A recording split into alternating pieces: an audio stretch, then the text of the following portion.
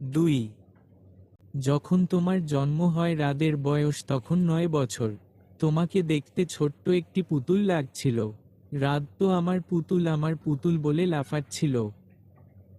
শুধু তুমি জন্মানোর পর এতটাই কান্না করছিলে যে আমি, তোমার আব্বু, তোমার বড়াম্মু, তোমার ফুপিমণি, নার্স কেউই তোমার কান্না থামাতে পারছিলাম না। রাত তখন পাশেই ছিল। তোমার কান্না শুনে আমাকে বলছিল, বাবা পুতুল এভাবে কাঁদছে কেন, ওকে আমার কাছে দাও। রাত ছোট বলে তোমার বড়াম্মু তোমাকে রাদের কোলে দিতে চাইছিল না, যদি ফেলে দেয়। কিন্তু ছেলে আমার ছোটবেলা থেকেই বড্ড জেদি। তোমাকে কোলে নিয়ে পরেই থেমেছে। কাকতালীয় ব্যাপার হলেও এইটাই সত্যি, তুমি তখন কান্না থামিয়ে দিয়েছিলে। রাদের দিকে কেমন ঢেপচেপ দৃষ্টিতে তাকিয়েছিলে। তোমার আব্বু তো তখন বলেই ফেলেছিল একে রাদি সামলাতে পারবে। আস্তে আস্তে তুমি বড় হতে লাগলে। বড় হওয়ার সাথে সাথে তোমার দুষ্টমিগুলোও বাড়তে লাগলো। বাড়ির সবাইকে তোমার দুষ্টুমি দিয়ে মাতিয়ে রাখতে। সবার আদরের ছোট কন্যা ছিলে তুমি। রুহি তো ওর বোন ছাড়া কিছু বুঝতই না। তোমার নাম মেছের রুহিই রেখেছিল। রুহি ছিল তোমার থেকে 5 বছরের বড়। তোমাকে একদম চোখের আড়াল করত না রুহি। ওই যেখানেই যেত তোমাকে সাথে নিয়ে যেত। আমি অবাক হয়ে তাকিয়ে আছি, সবাই আমাকে কত ভালোবাসে। এত এত ভালোবাসা রেখে আমি কিনা অন্য কোথাও যাওয়ার জন্য কাড়া করছি। ছি ছি মেহের, তোর কান্নার কাথায় আগুন। বড়াব্বু আবার বলতে লাগলেন, তোমার মনে আছে মামুনি, একদিন তুমি তোমার নানুর বাসায় পানিতে পড়ে গিয়েছিলে? আমি মাথা নাড়িয়ে হ্যাঁ বললাম, মনে আছে। তখন আমি ক্লাস 6-এ পড়তাম। নানুর বাসার সাইডেই একটা পুকুর ছিল। আমি আমার মামাতো বোন মিলার সাথে পুকুরের পানিতে পা ভিজিয়ে গল্প করছিলাম। উঠার সময় হঠাৎ পা পিছলে পুকুরে পড়ে যাই। সাঁতার জানতাম না বলে পুকুরের পানি খেতে খেতে নীল হয়ে গিয়েছিলাম। মিলার চিৎকার শুনে মামা দৌড়ে এসে আমাকে বাঁচায়। তখন তোমার মামা তোমাকে পানি থেকে উদ্ধার করে সাথে সাথে হসপিটালে নিয়ে যায়, কারণ তোমার অবস্থা তখন খুব খারাপ ছিল। অতিরিক্ত পানি খেয়ে ফেলেছিলে তুমি। তোমার আম্মুর ফোন পেয়ে আমরা সাথে সাথে হসপিটালে যাই। তখনও তোমার জ্ঞান ফেরেনি। উইখানে পিয়ে জানতে পারলাম প্রায় 3 ঘন্টা ধরে তুমি সেকালেস। রাত তো তখন পাগল হয়ে গিয়েছিল। সকলের সামনে কান্না করতে করতে বলছিল, আমার পুতুল উঠছে না কেন বাবা? তোমাদের আমি না করেছিলাম পুতুলকে একা ছাড়তে, তোমরা কেউ আমার কথা শুনোনি। এখন পুতুলের এই অবস্থার জন্য তোমরা দায়ী। ছেলের ওই লালরঙা চোখ, রাগ জিদ কারা দেখে আমি তো বাকরুদ্ধ। যে ছেলেকে আমি কখনো কাড়া করতে দেখিনি সেই ছেলে কিনা তোমার জন্য এইভাবে কান্না করছে। তখনই বুঝে গিয়েছিলাম ছেলে আমার তোমার প্রতি কতটা দুর্বল। তোমাকে বাড়ি নিয়ে আসার পর এক চুলো তোমার থেকে রাতকে সরাতে পারিনি। সেই দিন রাতেই তোমার শরীর কাঁপানো, জ্বর আসে। আমরা তো সকলেই খুব ভয় পেয়ে গিয়েছিলাম। বাইরে তখন আকাশ ফেটে বৃষ্টি পড়ছিল। তোমার এই অবস্থা দেখে রাত এত রাতে বৃষ্টির মধ্যেই তোমার ডক্টর আঙ্কেলকে নিয়ে আসে। ডক্টর আসার পর তোমার জ্বর কিছুটা নিয়ন্ত্রণে আসে। এরপর থেকে আর কখনো রাত তোমাকে তোমার নানুর বাড়িতে যেতে দেয়নি। তখন থেকে আজ পর্যন্ত এইভাবেই তোমাকে আগলে রেখেছে, শাসন করেছে। তুমি রাদের কথার বিরুদ্ধে গেলে তোমাকে ধমকিয়েছে। তোমার এসএসসি পরীক্ষার আগে রাত আমাকে আর তোমার আব্বুকে তোমায় বিয়ে করার ইচ্ছা জানায়। তোমার আব্বু তো তখনই রাজি হয়ে গিয়েছিল রাতকে খুব ভালোবাসে কিনা। কিন্তু বাদ সাদি আমি, কারণ একে তো তুমি খুব ছোট, আবার তোমারা হও চাচাতো ভাই বোন। তুমি হয়তো রাতকে নাও মেনে নিতে পারো, কিন্তু ওই যে বললাম ছেলে আমার ছোটবেলা থেকেই বড্ড জেদি, যা বলবে তা করবেই। রেগে গেলে নিজের বাপকেও মানে না। আমি সম্ভব না বলায় নিজের ঘরে গিয়ে সমস্ত জিনিসপত্র ভাঙচুর শুরু করে। রেগে পুরো 1 সপ্তাহ বাড়িতে আসেনি। তোমার বড়াম্মু আর তোমার আম্মু মিলে আমাকে রাজি করায়। তোমার বড়াম্মু খুব কাঠখড় পুড়িয়ে রাতকে বাড়িতে আনে। রাত বাড়িতে আসার পর দেলোয়ার নিজে তাকে কথা দেয় যে তোমার এসএসসি পরীক্ষার পর তোমাদের আকদ হবে। আমিও তখন বাড়ির সবাই কে বলে দেই যে তোমার কানে যেন এইসব কথা না যায়, না হলে তোমার এক্সাম বা রাপ হবে। এই কারণে তুমি এইসব কিছুই জানতে না। কিছুদিন যাবৎ তোমার জন্য অতিরিক্ত বিয়ের প্রস্তাব আসছে। রুহির আকদ হয়ে যাওয়ার পর থেকেই আসতে শুরু করেছে। কিন্তু হঠাৎ তোমার মামা ওই দিন তোমার জন্য একটা বিয়ের প্রস্তাব নিয়ে আসেন। ছেলে নাকি ইঞ্জিনিয়ার, তোমার মামির ভাইয়ের ছেলে। এই কথা রাদের কানে যাবার পর সে ভীষণ রেগে যায়। সে আবার তোমাকে বিয়ে করার কথা বলে। তার ধারণা তার পুতুল অন্য কারো হয়ে যাবে, অন্য কাউকে ভালোবেসে ফেলবে। কারণ তোমার বয়সটাই যে ওইরকম টিনেজার।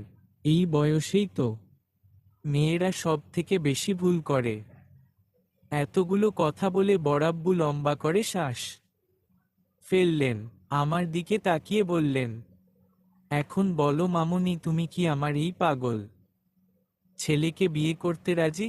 আমি নিজে তোমাকে বলছি তুমি খুব সুখী হবে।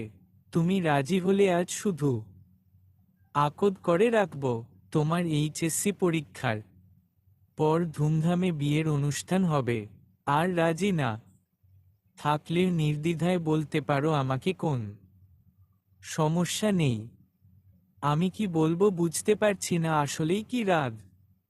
ভাইয়া আমাকে এতটা ভালোবাসে, আমার জন্য এত রিয়া। ভাইয়া তো সেই ছোট্টবেলা থেকেই আমাকে পুতুল বলে ডাকে। কই আমাকে তেটি কখনো বুঝতে দেয়নি ওনার মনে আমাকে নিয়ে এমন ভাবনার কথা। কখনোও তো ভালোভাবে দুটো কথাও বলেনি ধমকানো ছাড়া। কোনো মেয়েকে যদি কোনো ছেলে ভালোবেসে থাকে তাহলে অবশ্যই মেয়েটি বুঝতে পারে। মেয়েদের ষষ্ঠ ইন্দ্রিয় খুব প্রখর। উনি আমাকে এতটা ভালোবেসে থাকলে কখনো প্রকাশ কেন করেনি? আমি ছোট ছিলাম বলে হবে হয়তো। শুনেছি ছেলেদের চোখের দিকে তাকালে নাকি ভালোবাসার গভীরতা বোঝা যায়। চোখ নাকি কখনো মিথ্যা বলে না। কই আমি তো উনার চোখে কখনো ভালোবাসা দেখিনি। অবশ্য আমি কোনোদিনও রাত ভাইয়ার চোখের দিকে তাকাইনি। তাকালে হয়তো দেখতে পারতাম। ঈশ্বস, রাত ভাইয়ার সাথে আমার বিয়ে, এইটা ভাবলেই এখন আমার কিরকম একটা অনুভূতি হচ্ছে। শরীরের লোম কেমন যেন শিরশির করে উঠছে। বড় আব্বু আমার মুখের দিকে তাকিয়ে আছে আমার জবাব শোনার জন্য। আমার তো এখন হ্যাঁ বলতেও লজ্জা লাগছে। হঠাৎ এত লজ্জা আসলো কোথা থেকে? চুপচাপ রোবট হয়ে বসে আছি। আর এই দিকে নাজি, রুহি আপু মিলা মিলে আমাকে রেডি করছে। তখন বড়াব্বুর মুখের উপর না বলতে পারিনি হ্যাঁ বলে এক দৌড়ে ওয়াশরুমের ভেতর চলে গিয়েছিলাম। বড়াব্বু যাওয়ার কিছুক্ষণ পরেই আম্মু, বড়াম্মু, ফুপিমণি আমার ঘরে ঢুকলেন। ওদের হাতে বউ সাজানোর সমস্ত জিনিসপত্র। ফুপিমণি ঘরে ঢুকেই আমাকে জড়িয়ে ধরে বলতে লাগলেন, ভাগস তুই রাজি হয়েছিস, না হলে এই ছেলে যা নির্লজ্জ তোকে হাইজেক করে হলেও বিয়ে করত। ভাবা যায় নিজের চাচাকে সরাসরি হুমকি দিয়ে বলে মেয়েকে আমার কাছে বিয়ে দিবে নাকি উঠিয়ে নিয়ে যাব। পেলে কিন্তু একেবারে তোমার নাতিপুতি সমেত ফেরত আসবো, মনে রেখো। দেলোয়ার ভাই তো এই ছেলের লজ্জাহীন কথার কোনো উত্তরই দিতে পারেননি তখন। ফুপিমনির মুখে এই কথা শুনে গাল দুটো আমার একেবারে গরম হয়ে গিয়েছে। পারি না এখান থেকে, এখনই দৌড়ে পালিয়ে যাই। আচ্ছা রাত ভাইয়া, আব্বুকে এই কথা বলেছে কিভাবে? এই লোকের মুখে কি কিছুই আটকায় না? বড়াম্মু ফুপিমনিকে বলছে দেখি সরত, মনোয়ারা মেয়েটাকে আর লজ্জা দিস না। বড়াম্মু আমার পাশে বসে সোনার একজোড়া কানের দুল, হাতের চুড়ি, গলায় সিম্পলের মধ্যে একটি দাঁড় পরিয়ে দিলেন।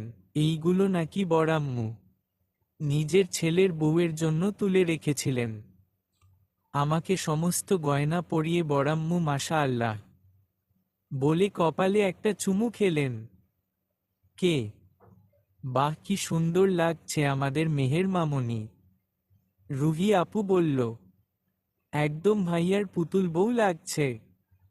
আম্মু চোখ থোক কাজল নিয়ে আমার কানের পিছে লাগিয়ে দিয়ে বললেন, কারো নজর না লাগে। কোথ থেকে যেন আমার ছোট ভাই মেরাজ এসে আমার গলা জড়িয়ে ধরেছে। আপু তোমাকে একদম লাল টুকটুকে বউ লাগছে। তুমি নাকি রাত ভাইয়াকে বিয়ে করবে? ইয়ে রাত ভাইয়া আমার ভাই প্লাস দুলাভাই হবে। ইয়ে এই ছেলে রাত ভাইয়া বলতে পাগল। উনি বাসায় থাকলে বেশিরভাগ সময় উনার সাথেই লেপ্টে থাকে। রাত ভাইয়ার বিছানায় বসে আছি সন্ধ্যের সময়, কাজী এসে বিয়ে পড়িয়ে গেছে।